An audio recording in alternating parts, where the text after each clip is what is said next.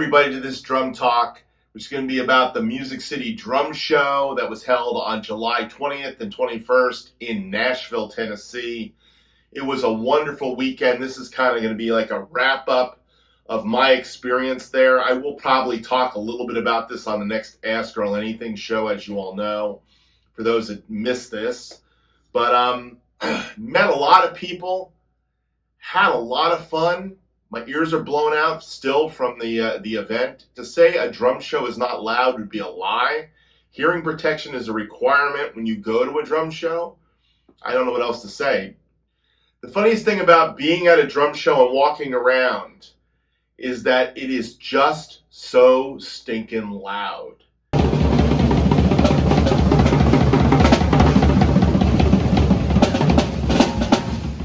And the one thing you start to learn is that every drummer in the place wants to show what they got.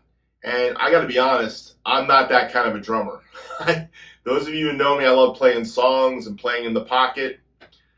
But showing off my chops, I don't really have any chops. I have a few licks I do that kind of fit where I put them. But I don't show my licks off. But I will tell you, there's some crazy stuff going on. And I'm going to tell you about some of that as we go through this list. Now, I put together the people that I remember from the show and I have pictures with from the show. And I might even missed a few that I may stick in here as well. But it was the people that made the show so special to me, I will tell you that. Now, first off, I saw a couple friends, not many, friends from West Palm Beach, a guy named JP. He's a drummer in town. I saw him at the show. I ran into some other people. I ran into Jack Props, who's a friend of mine from Facebook. Jack was really nice to run into, and his friend. So that was kind of cool. That was on Saturday. And then on Sunday, I ran into Chadwick Perry. And Chadwick has a certain way about him. So I'm here with Earl Bennett right now. Chadwick in Nashville, Tennessee. What's going on, YouTubers? I even had dinner with Chadwick and his friend Joey Bag of Donuts. That's what he goes by, Joey Bag of Donuts. We had dinner together with my wife after the show on Sunday, so that was awesome in Brentwood. Now, the other great people I got to meet at the show, some of them were here for meeting at the show, like meeting Greg Bissonette. That was a wonderful thing, meeting Greg Bissonette. And, I had a moment with Greg, and he's a sweetheart of a guy, and he was so nice to everybody there, and I stood in line to meet him. I stood in line to meet Rod Morganstein. Now, Rod Morganstein was hawking this thing called the wing thing. Okay, that's what they call it, the wing thing. And it's basically a wrench for your tightening down wings and cymbal nuts, if you want to get crazy about that, or wing nuts on your hi-hat stand or your cymbal stand. Not a cheap thing. The wing thing is not a cheap thing. Wing thing's about $57. I still prefer channel locks, to be honest. But that's just me. But I met Rod Morganstein, and he was a really nice guy to meet. Sweetheart of a guy. Just about every drummer I met that I talked to was like a sweetheart of a guy to meet. I also got to meet some of the manufacturers. I'll jump back and forth between the manufacturers and the artist, the artist reps or company reps that I met from different companies. The big ones was Paiste. I met Tim Shahady, is his name. And Tim, I met him at Forks Drum Closet. I ran into him as soon as we got into town. We went to Forks Drum Closet, and I ran into Tim Shahady from Paiste there. Found out he's from New Jersey. Had a conversation about Zach Jones and a couple other Paiste artists. Really nice guy. Met up with him again at the booth. Got some photos with him at the booth and Daru Jones. Those of you that don't know Daru Jones, here's a little bit of Daru.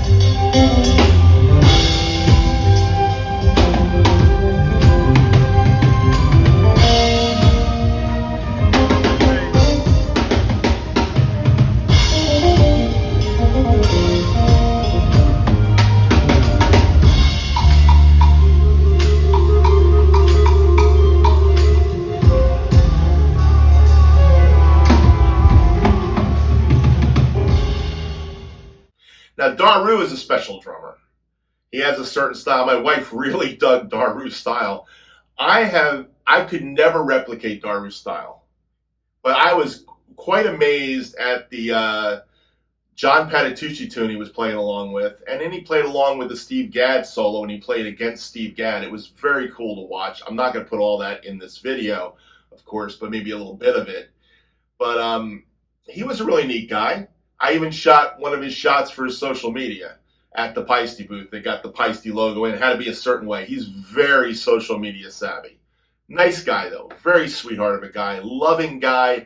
Positive guy. Daru Jones. Can't say anything but great things about him. Super sweet guy.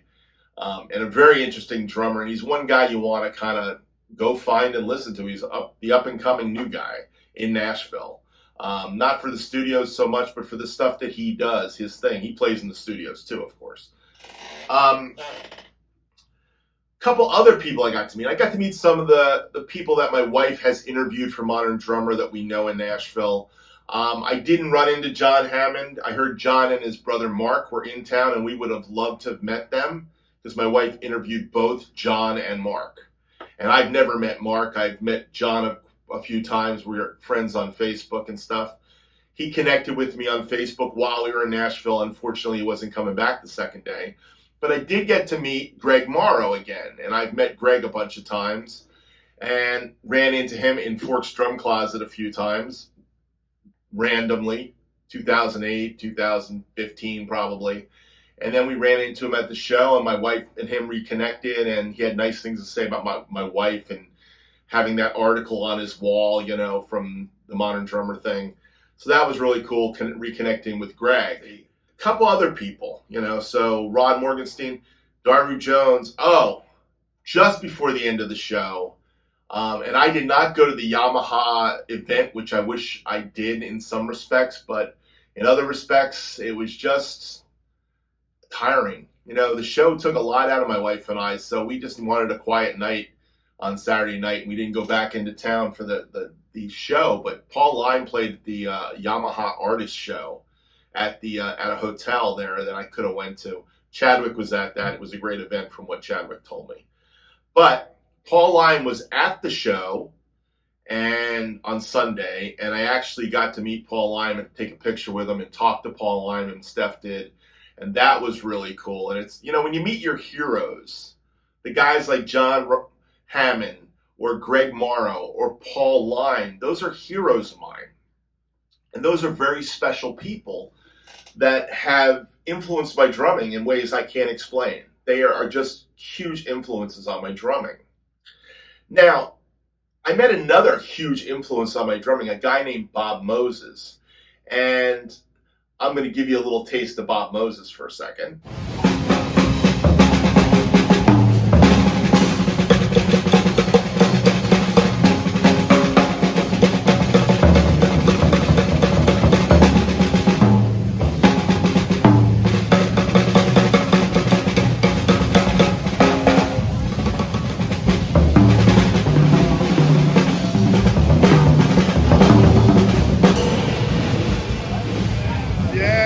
Now, Bob Moses was there because they're making a movie about him, a documentary movie about him. And I'm going to let Steffi G, who was working the booth for Bob Moses' movie, they're trying to raise funds for it, tell you a little bit about the movie. Hi, I'm Steffi G. We're here at the Nashville Music City Drum Show, and we're here at the Bob Moses booth. We're here to spread the word of the film that we're making, a documentary of him. So check out the website, drummerfilm.com, and we hope you'll check it out. And he's a really prolific drummer from the jazz era. Not a lot of people know about him, so we want to spread the word. He's still very active, making music, making art. So come check out the website, support the documentary. Meeting Bob Moses was kind of something goes back to college days, because he was a jazz drummer that played with Pat Metheny and Gary Burton, and he was really big in the bebop scene in New York for a while, in Boston, and I think he still lives in the Boston area, and he's got a very unique approach. He wrote a book called Drum Wisdom.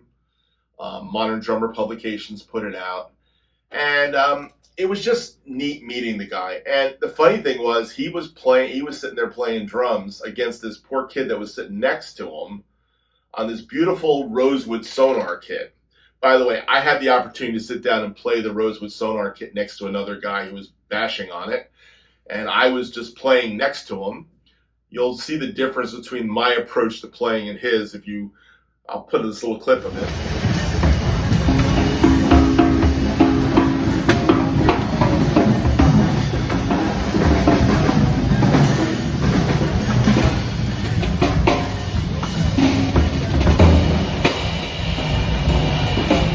Kit is just amazing, though. I will say the Sonar kit, I've always wanted a Rosewood Sonar kit. Now, Bob was playing an A&F kit that this guy, Lane Drums, was selling.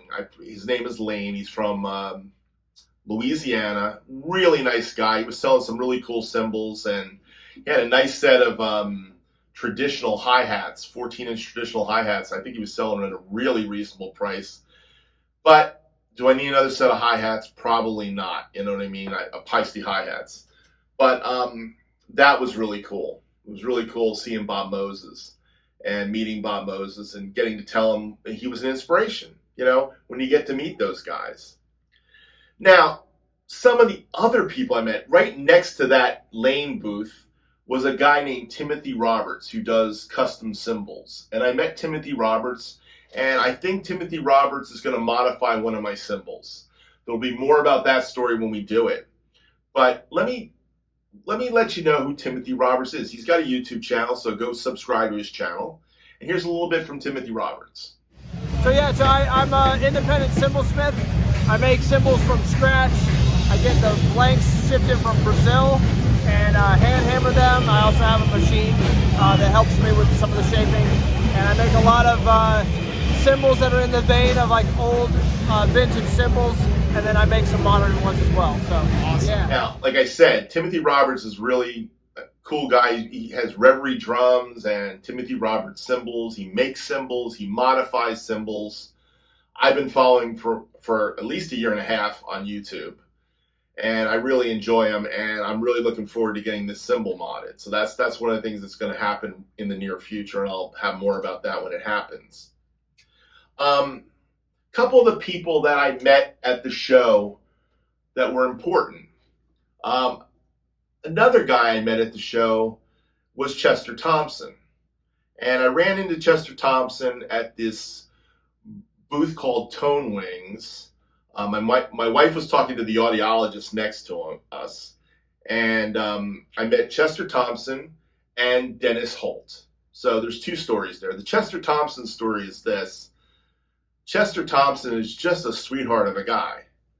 And I said, I knew his playing from Phil and Weather Report and Genesis. But I mentioned the Ron Canoli album. I couldn't remember the name of it. I knew it was Lift Him Up, but there was a couple songs on it I remembered, like Ancient of Days. And when I mentioned it, he said that was his favorite album he ever played on.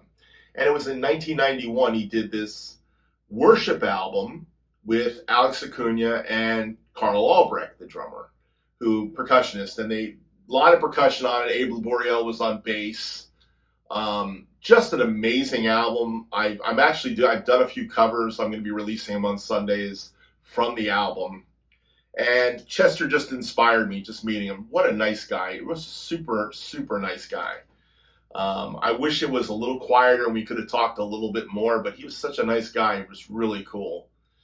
Now, the other guy, Dennis Halt and I connected through the Rich Redmond Show. And I also met Jim McCarthy, who's the producer of the Rich Redmond Show and who produces podcasts in the Nashville area. So here's a little bit about Jim McCarthy and what he does. Hey guys, Jim McCarthy here with the Mostly Middle Tennessee Business Podcast and It'sYourShow.co. We produce the Rich Redmond Show, if you've ever heard of it, here at the Music City Drum Show. Very cacophonous, very interesting place to do a podcast. This is what we're doing here. But glad that you guys are tuning in. Make sure you follow along and subscribe. We'll see you soon. The Rich Redmond Show is a show. Rich Redmond's drummer for Jason Aldean. Rich is a real positive guy. He's got a motivational speaking thing going on too. He's trying to be an actor. He's got a lot of streams of stuff he does. this podcast is one of them. But he lives in Nashville, and in town he likes to bring in Nashville drummers. He's had guys like Greg Morrow, I believe, on there. Pretty sure he had Greg, but he's had others. And one day he had Dennis Halt. Now, for those of you that know Ask Earl Anything, you know the pearl fiberglass kit in the other room. The pearl fiberglass kit in the other room has the covering ripped off, and I attribute it to playing a drum kit in Nashville on an album in 1987. Well, at the end of the Rich Redmond interview of Dennis Halt, I basically wrote Dennis an email, and I said, Dennis, because he gave his email address out. That's why I did it.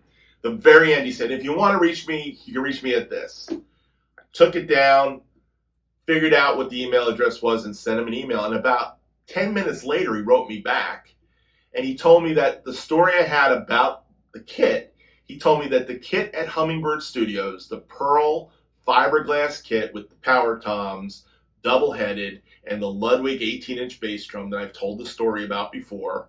I actually even sent him a copy of it. He watched it. He remembered it, which had some of the pictures of the kit in it.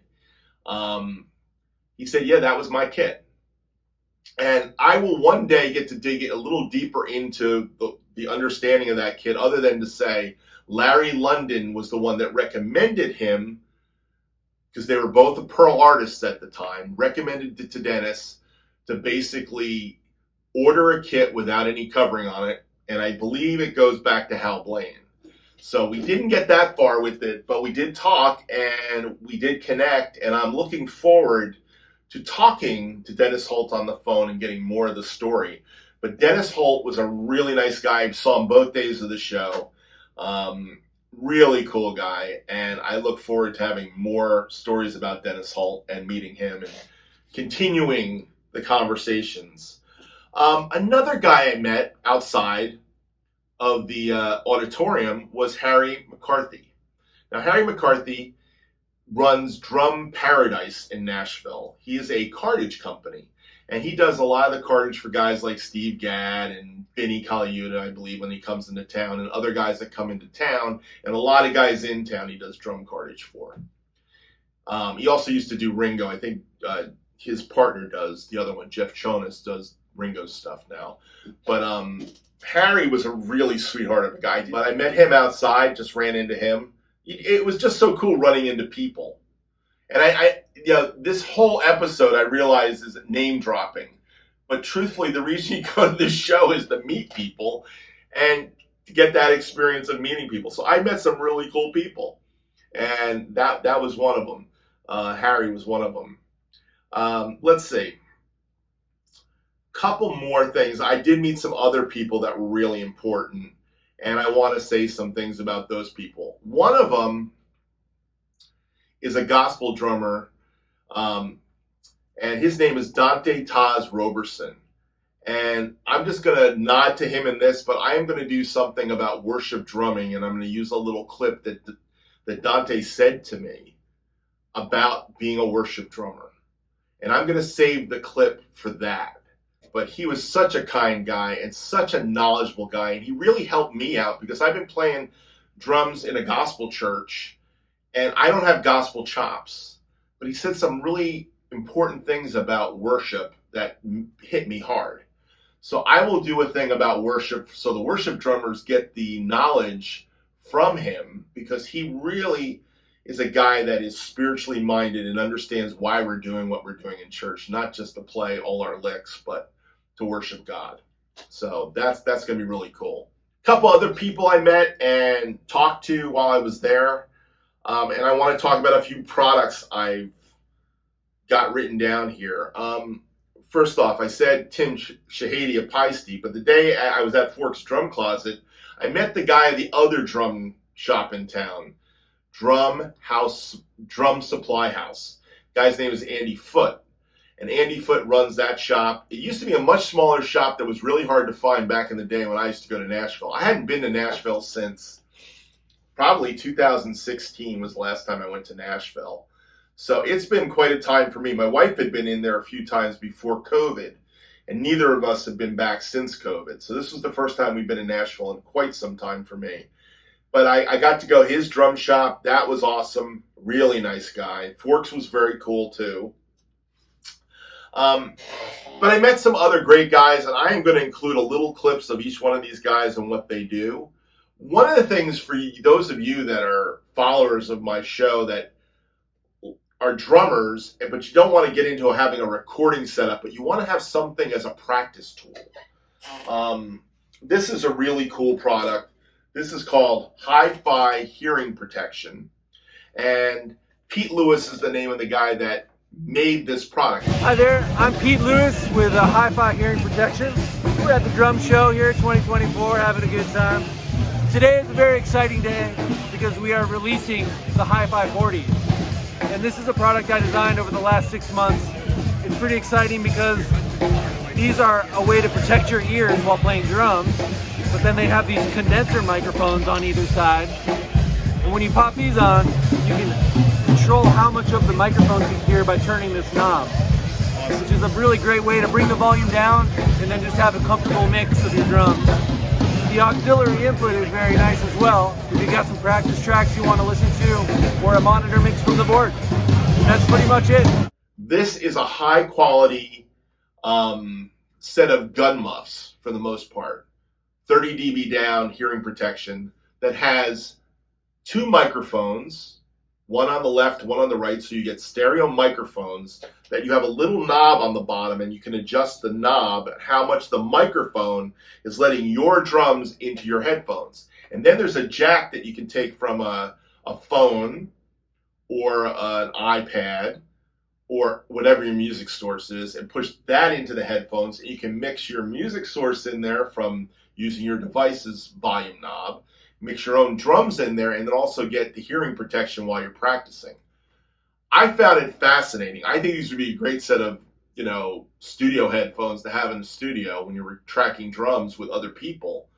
A good set of gun muffs is a great way to do it. I have a couple sets. I've had the Vic Firth, and I've had the Metrophones, and I've had a set of the GK audio ones, the cheaper ones. I never bought the Superphones from Gordy Knudsen, but these are online with the Gordy Knudsens. Great high-end headphones.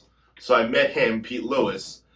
Another guy I met right there next to Pete was Matt from Working Drummer Podcast. Hey guys, it's Matt Krause from Working Drummer Podcast. Looking forward to being a guest soon. Come check it out. Definitely. Now, Matt at Working Drummer Podcast is another one of those podcasts I listen to, just like I listen to Bart Vanderzee. And, Bart does, Drum History Podcast. Threw myself for a minute. I've been on Drum History Podcast talking about magazines. Well, guess what else I found at this event? I found a new drum magazine, and I got 3 copies of it. And this one's from the PSA. It's called Drum Set Magazine. PSA is Percussive Arts Society. And I met Joshua from PSA. How's it going? My name's Joshua Simons. I'm the Executive Director of the Percussive Arts Society. We're here at the Music City Drum Show. It's great to be here, but what we are talking about today is our new Drum Set Magazine. I believe one of the only now print drum set magazines in the country. And then also Paiste. If you haven't been to Paiste, one of the largest drum and percussion shows in the country. 6,000 drummers in November 13th through 16th. You can check everything out at pas.org. We'd love to see you. Pick up a new issue of Drum Set Magazine from your local drum set store or through Drum Factory Direct online. So we'll see you soon. Now we're here, and this is really cool stuff. Listen, go online, find it. Cool thing was I got 3 copies of this, so I've got some reading to do. I love having a magazine in my hand again, and this is the latest and greatest, and this is probably one of the only published drum magazines other than, wait for this, guys, because you all know my feelings on this thing, Modern Drummer. I bought 2 issues of Modern, well, actually 4 issues of Modern Drummer. When you buy Modern Drummer, you get 1 issue on this side and 1 issue on that side, in the size of about the same thing that Modern Drummer used to be. Probably about 90 pages total. So it's really, Modern Drummer has changed a lot. I think if they do 45 pages, that's a lot. He still got Kid of the Month. Kids running the booth, and notice they called them kids, running the Modern Drummer booth. They were interesting. Now, the one issue I wanted to buy, back issue, was the one with Zach Jones in it. Could not get that. I wanted to buy the JR issue, but they had all these signed copies of the JR issue because there was somebody else on the cover. Well, JR was on the cover, but the other cover was, I think, the Slipknot drummer for some reason, Max Weinberg's son, who basically signed about 20 copies. I wanted the JR side of it. I didn't really care about Slipknot. But that was $100. So I said, I'm not spending $100 on a magazine. I bought these 4 magazines for $20. So I bought 4 issues of Modern Drummer to take home. I've been trying to read them. Terry Lynn Carrington looks kind of cool. I will say it's lost. It's a little lackluster for me these days, unfortunately. I don't know. Long-form journalism of the old MD is what I miss. But I found 2 drum magazines. So Modern Drummer, again, and Josh from PSA. I met the guy who said he created the kick port, and he had an interesting new version of kick port. He sold kick port to the guy who's now producing them, and he created something called Boom CRD. And I talked to Billy and Samuel at Boom CRD. So let them tell you about this new product. Hello, my name is Billy Shoes Johnson. I'm here at the Nashville Drum Center with my partner Sammy Melander, who's the inventor of firstly the kickboard and what I call the evolution, the Boom CRD. Yeah. And this product is amazing.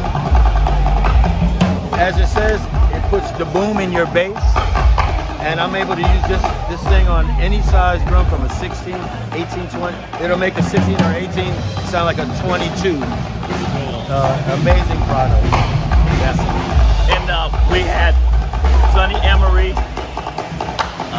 Teddy Campbell, Daru Jones here yesterday, and they were like, oh my God. We have video with Sonny Emery going, whoa. He's like, Teddy, sit down, Teddy. So, we're excited that the drummers are, the guys are really loving it.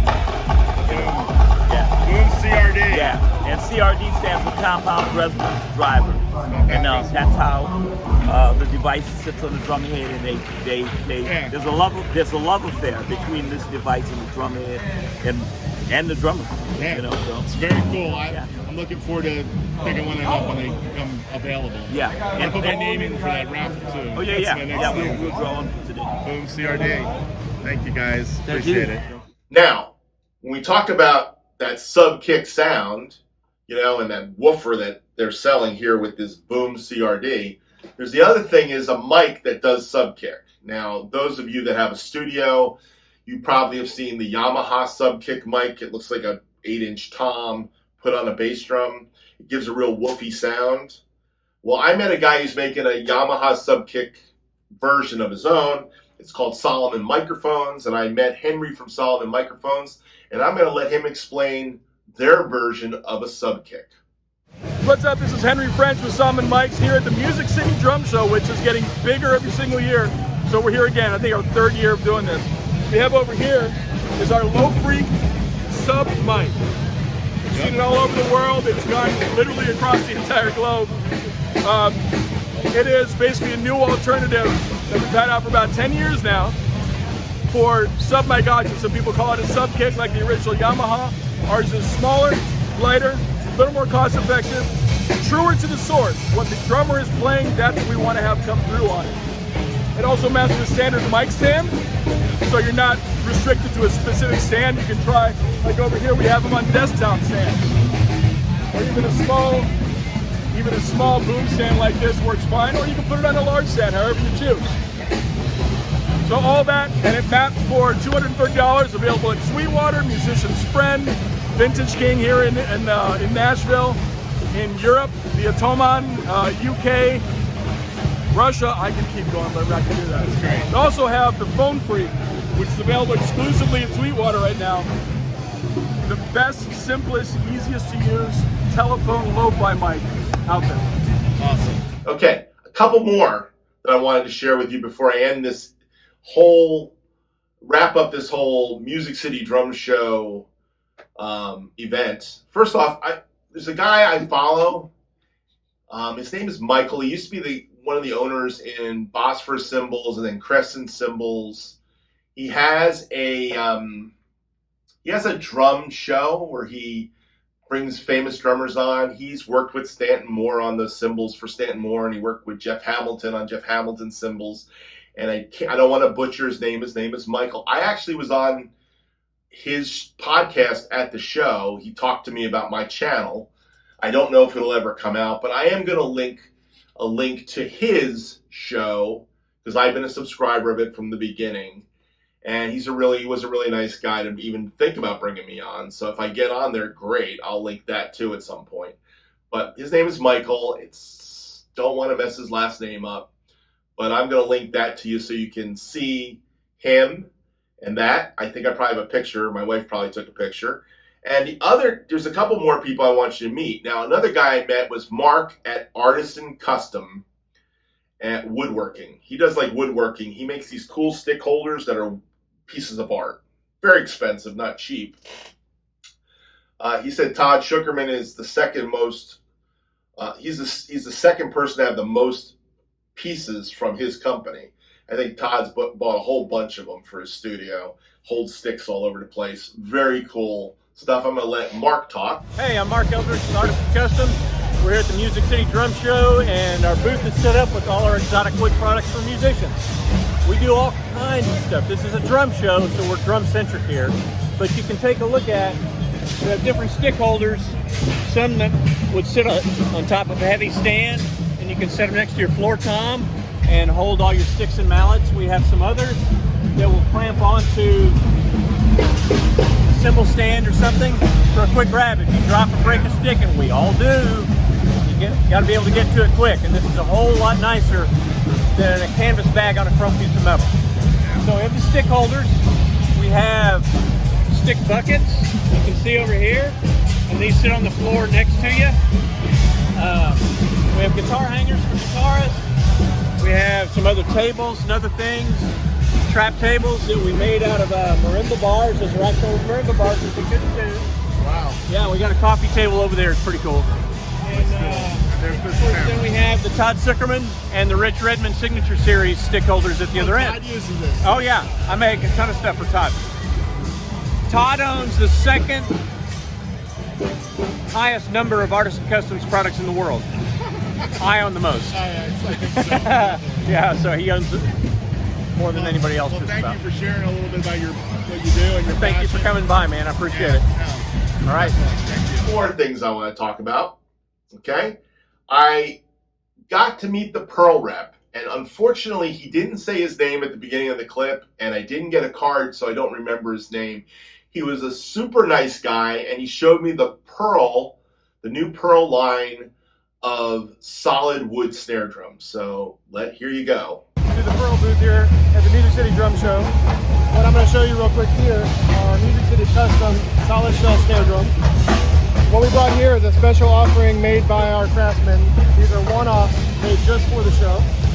Our guy Ron in the custom shop has made these and these inlays. We brought a little selection of one of each shell.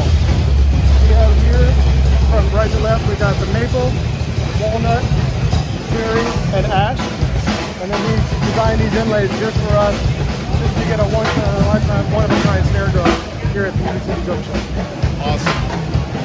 Well, thank you for sharing that. Yeah. I'm going to show these guys the drums. Check out these inlays. This is the ash drum, right? Yep, here's the ash. You got his autograph there with the badge on the inside. Very cool. And the cherry, walnut, beautiful inlays on them. Everybody's favorite, the best in the show. That is the best in the show, I think. He calls it acid cross blue. That's a beautiful drum. Thanks. Pretty cool. Thank you. And the Pearl booth.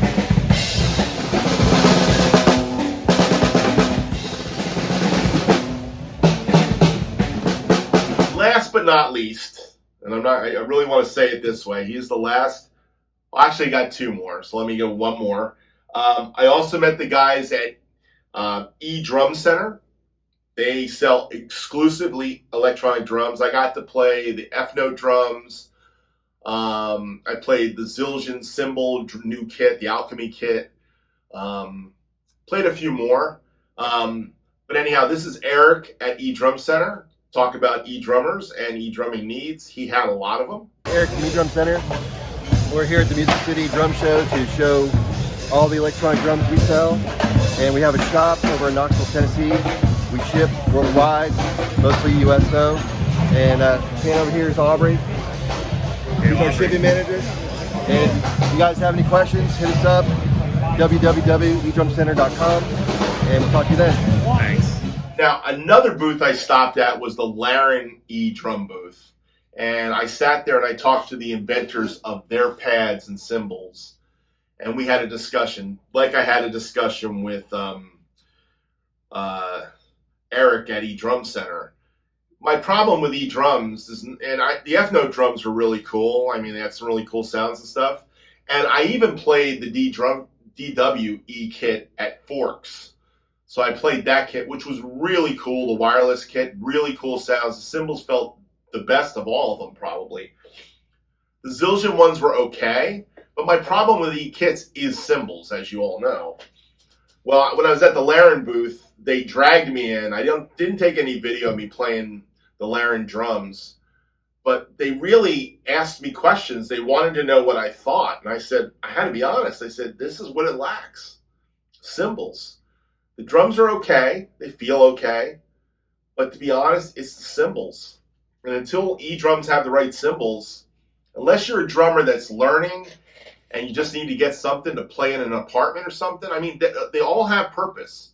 I mean, that would be different degrees of what you want to spend money on.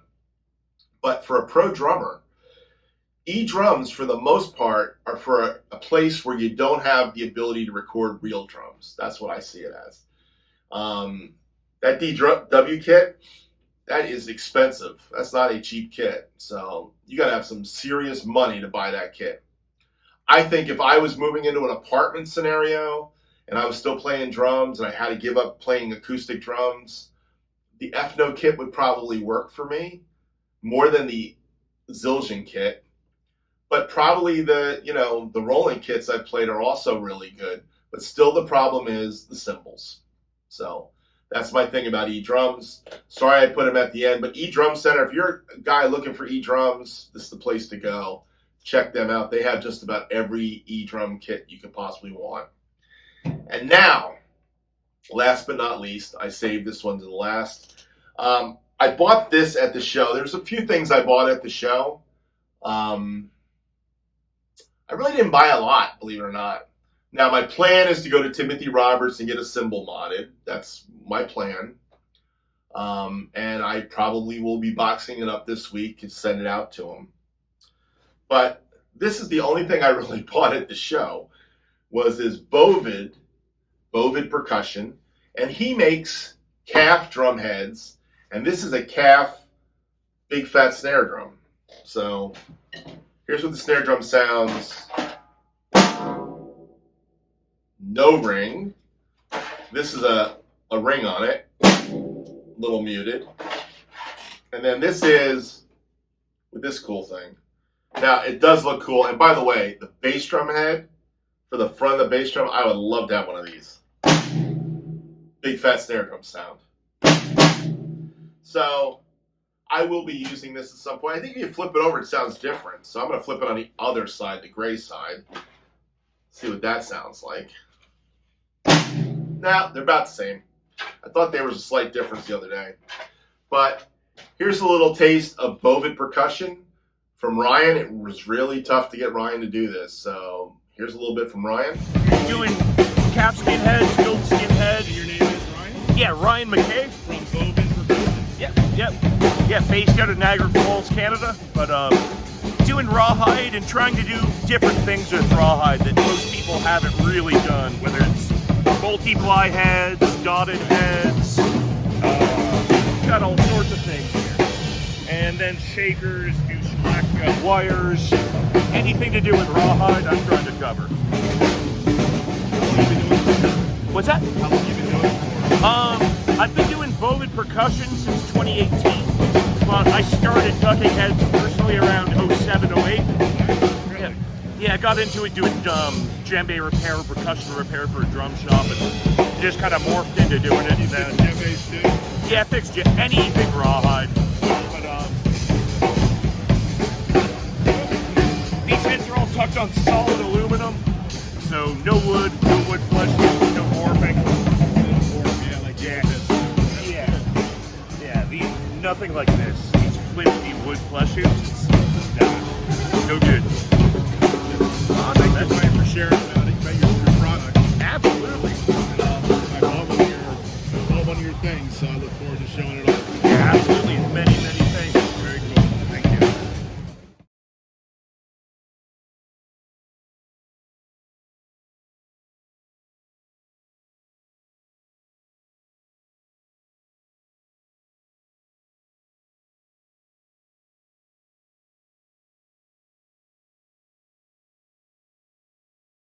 Hey man, Rich here at RL Drums. I don't know if you can hear me or not. This place is getting kind of busy already. So here we are with the RL booth. We've got the acrylic drum sets over here, 2 different styles. We've got the wood drum set over here. We got a whole entire range of the Omet cymbals right there. Yeah. We've got 7 guys at our booth and 2 older guys. One of them is my dad. He's 86 years old. He's loving being here, man. So it goes from 10 to 5 today. It was busy yesterday. Please get down here to check out this show. We just love to have you come on down. Thank you very much.